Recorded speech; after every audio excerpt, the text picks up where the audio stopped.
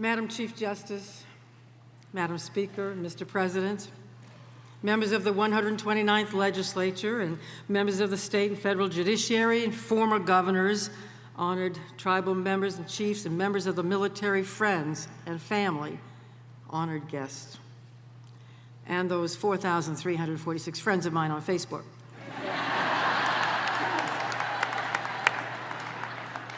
I also draw your attention, in more serious vein, to the empty chair, empty seat in the military section, which recognizes and honors all Maine service members who are currently deployed.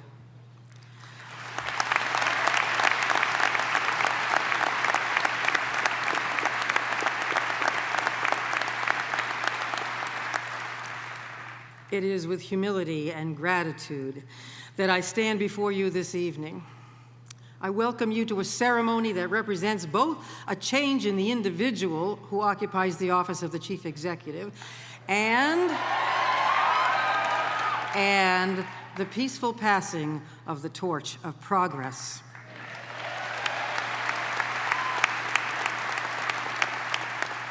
There are many in this state who are the unsung, as poet Wes McNair has called them. They are the firefighters and teachers, the techies and hotel workers, the farmers and fishermen, the waiters and loggers and the barbers and mill workers of our towns. They are our friends, our neighbors. They are immigrants and laborers, veterans, people with disabilities, people from away, people we rely on every day, and many who rely on us. This governorship is about them, the men and women of the state of Maine.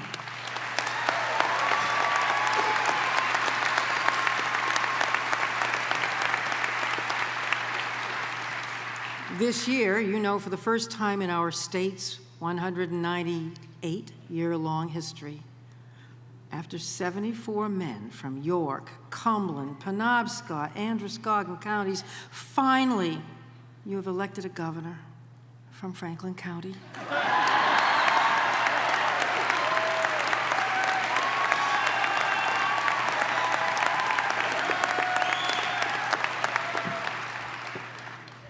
I am from the foothills of Maine, western Maine, which bred Margaret Chase Smith and Carrie Stevens and Cornelia Crosby, known as Fly Rod Crosby, who was the first Maine's first registered guide in 1897, first registered guide, male or female, and who famously said, "I would rather fish any day than go to heaven." Sorry.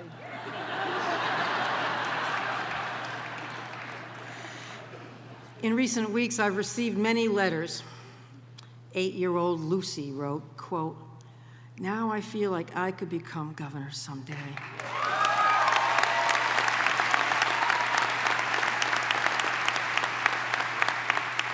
On the morning after the election, one mother left a note in her daughter's lunchbox.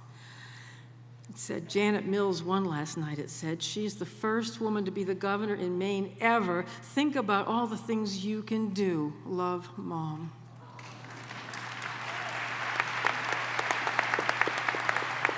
I do think about all the things they can do, along with their brilliant brothers, uncles, and fathers. But truly, this milestone, this year, this milestone, this one day will be all commonplace, like drinking milk or eating toast. When future generations read of this day, they'll wonder what all the fuss was about. Sometimes our culture moves slowly in the stream of change. Streams, like the people of Maine, change direction on occasion to find the best way forward.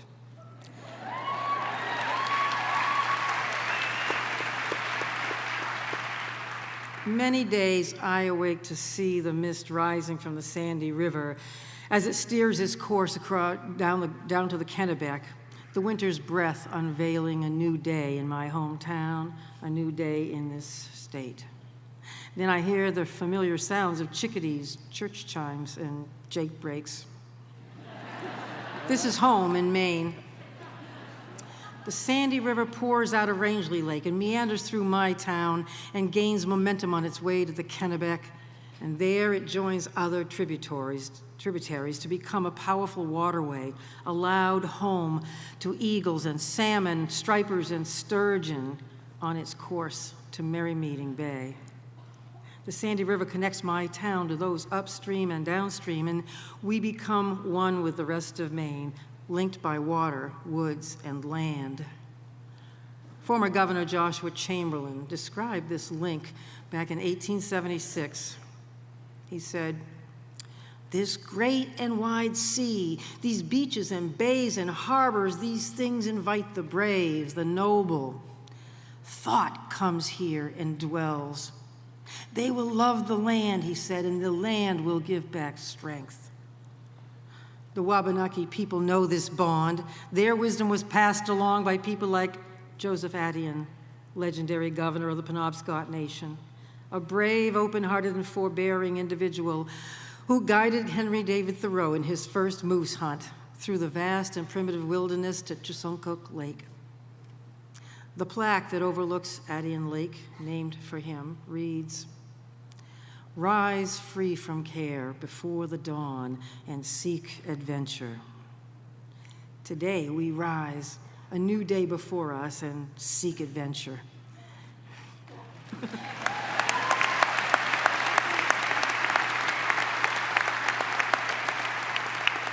But today, our connection to the land is endangered. After 80 years of studies warning that carbon emissions are destroying our environment, the danger is now at our doorstep. The Gulf of Maine is warming faster than almost any other saltwater body in the world, driving our lobsters up the coast. Our coastal waters are growing acidic, temperatures fluctuating, the sea levels rising, endangering our shellfish industry, while our forests are less suitable for spruce and fir and more suitable for ticks. Climate change is threatening our jobs, damaging our health, and attacking our historic relationship to the land and the sea we love. Tonight I say enough. Enough with studies, talk, and debate. It is time to act.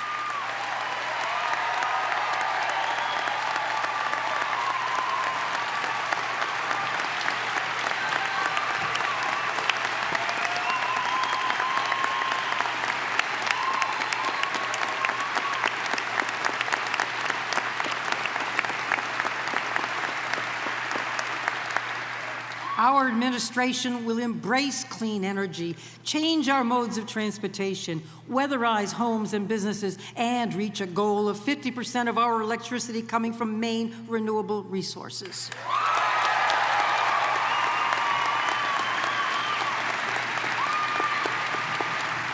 And these actions will create good-paying jobs, preserve our environment, and welcome young people to build a green future here in Maine. And by the way, when you drive by the Blaine House in the coming weeks, look for some new solar panels that we're going to install.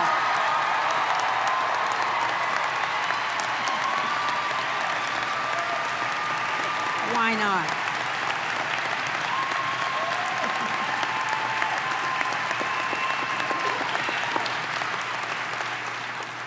We need a healthy environment, and we need healthy people. Maine voters agreed, which is why they voted to expand Medicaid. Hospitals, nurses, doctors, and businesses all agree as well. Health care is for everyone, not just the well-to-do. It is for the small business. The small businesses struggling to pay high health insurance bills. It is for the family on the brink of bankruptcy because of one illness, accident, or medical mishap. It is for the community that takes up collections in a jar at the corner store to pay for a neighbor's medical costs. It is for people like my friend Patty.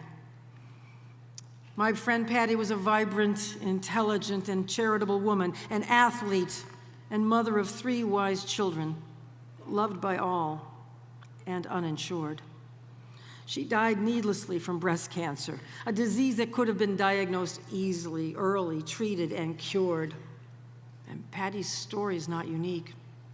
Many of you have friends like Patty. This is unacceptable.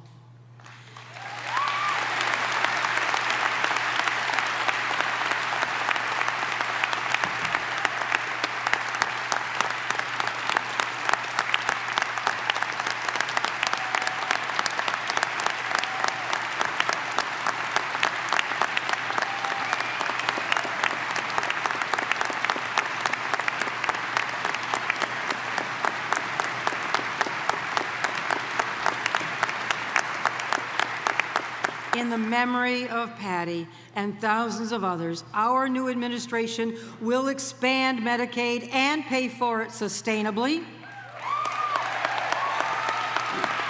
We will work to ensure that every person has primary care. We will control the cost of health insurance and rein in the cost of prescription drugs.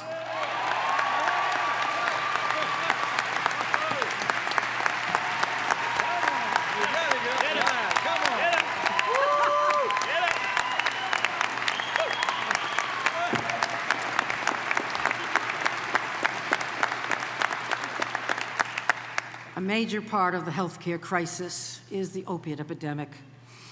History will note that we have abandoned an entire generation of people to this preventable disease. The allure of opiates can fill a hole in the human heart caused by loneliness, stress, hopelessness.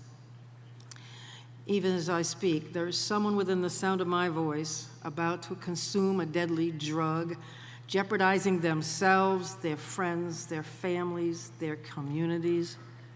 If that person is listening, please know that I and many others are here for you. You are not alone. We will confront this disease together. We will offer a helping hand, not pass judgment. We want you to succeed and to survive. We want to welcome you home again.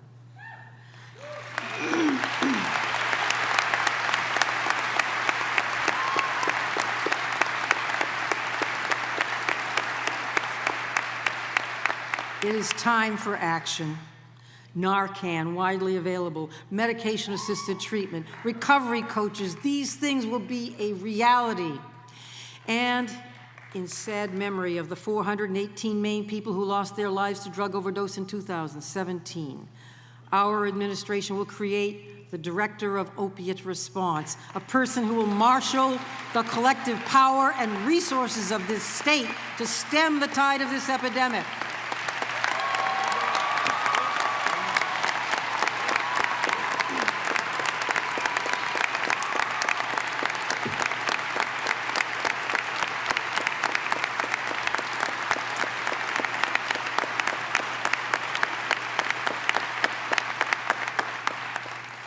Part of that effort will be to fully engage with people in our own communities.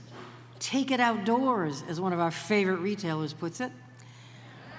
Renewing the healing bond we have with the land and our environment. In addition to protecting the medical health of our people, we will also advance the economic health of our people. To employers, entrepreneurs, and innovators with new ideas for forest products, aquaculture, recreation, renewables, and everything in between, I say you are welcome here.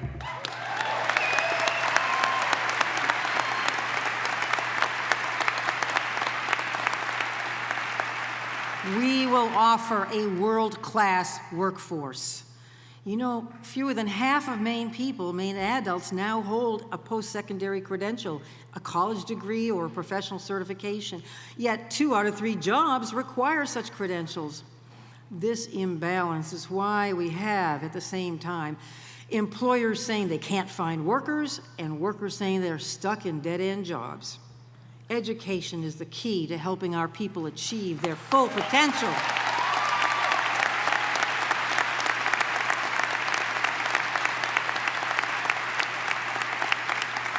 Attracting talented young people to move here and make Maine their home will be a top priority of my administration. And from now on, yes, a sign will greet all those arriving in our state at the Kittery line, and it will say simply, "Welcome home."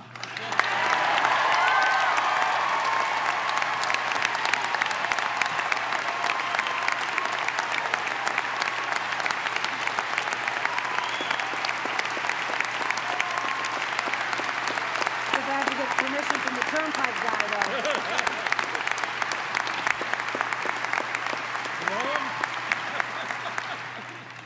though. They tell me I have to get permission from the turnpike.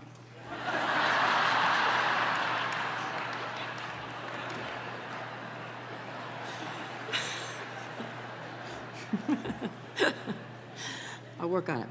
I will work with the new administration, the new legislature, to achieve the best education for our people, from preschool through college and beyond, beginning with full and fair funding for our schools, including our career and technical centers.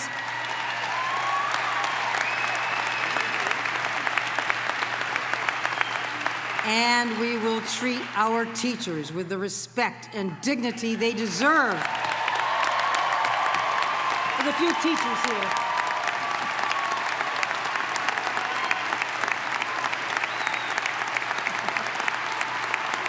Are there any teachers?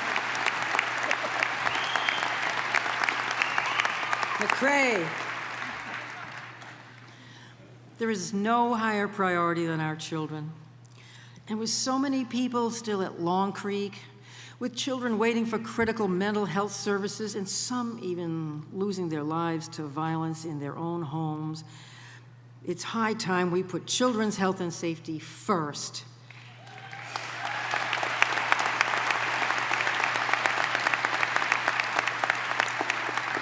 I'm going to start with one simple step: calling together the Children's Cabinet for the first time in years to tackle these issues.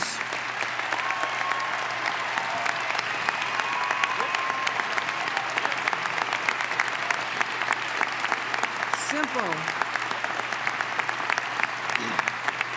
Well, these are some of the challenges we know about, but we must also be prepared for the unexpected. We know that a recession is possible in the next few years. It is. We know that someday robots, drones, driverless cars, broadband, and 3D printing will radically alter the way many people live, learn, and work, and so we need to be ready. Now, I made my own predictions back at the turn of the century, the last century. In the year 1999, I wrote down a list of things I thought would stay in the new millennium and things I thought might go away. I predicted, for instance, in 50 years, there would no longer be the following things: cash money, paper bags, spare tires, lint, dust, and pantyhose.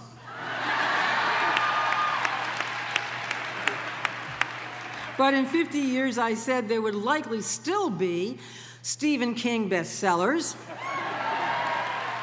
Baxter State Park, People from Away, and Strom Thurmond. Anybody remember him? As you can see, I can't rely on myself too well to predict the future. That's why I'm enlisting help. I'm following the advice of writer Kurt Vonnegut, who said, quote, he said a lot of things, but he also said, quote, "Every government ought to have a Department of the Future." So, my administration will create an Office of Innovation and the Future. This office will dive into major policy changes, foster collaboration, and propose concrete, workable solutions. Let's look ahead for a change.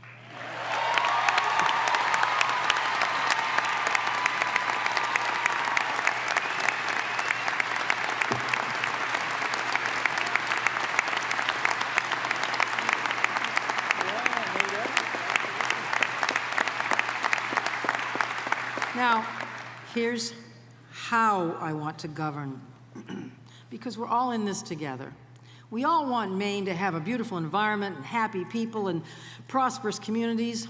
And although we all agree on a goal, we sometimes differ on how to get there. We are Republicans, Greens, Democrats, Libertarians, Independents, and so many more besides. But this is something I know well myself. I mean, every Mills family reunion is like a meeting of the United Nations. Everyone has an opinion, and everyone wants the microphone. But these differences are what make my family strong. They make every family strong. They make Maine strong.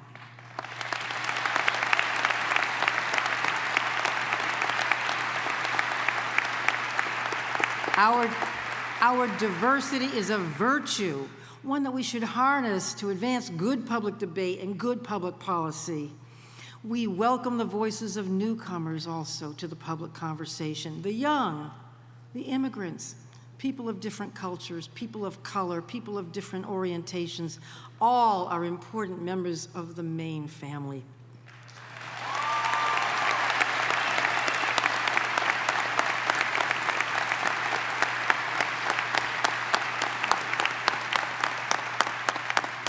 My town, like many of yours, my town has always had a commons where everybody would graze their sheep and cattle in the old days and sell produce and open a farmer's market now, and where we'd all enjoy a concert on a summer evening.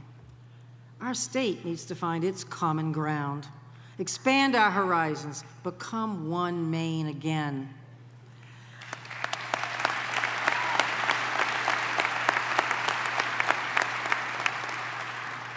From the tree streets of Lewiston to the rolling fields of the county, from the bold coast to the height of land, from Cross Rock in Allagash to the Portland's promenades, our people will once again find unity of purpose.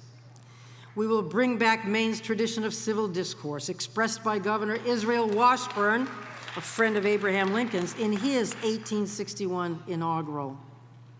He said, "Waving aside petty schemes and unseemly wrangles, let us rise, if we can, to the height of the great argument which duty and patriotism so eloquently address to us." You know, I have fallen in love a few times in my life. There are those in this audience whom I have loved for long and for years, friends and family, and some newly loved. But it is the bond we all share for our state, our children longing for security, newcomers seeking to belong, for all those who feel left behind, who long for respect and dignity. One thing we all love is our great state. And when a family, a community, a state believe in each other, help each other, love each other, great things can happen.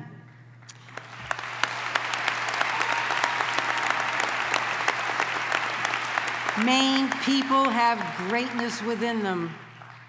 Maine is our home. We are connected by the rivers and the land, the forests and the mountains. We are connected by love. We are strengthened by those connections. We are one Maine, undivided, one family, from Calais to Bethel, from York to Fort Kent. And so we meet this evening, free from care. The heirs of Joseph Addy and Joshua Chamberlain, Flyrod Crosby and Israel Washburn, and tomorrow we rise before the dawn like the mist over the Sandy River and seek adventure. With hope in our hearts and love in our souls for the brand new day. And to all of you and to all the people of Maine, I say, welcome home. Welcome home!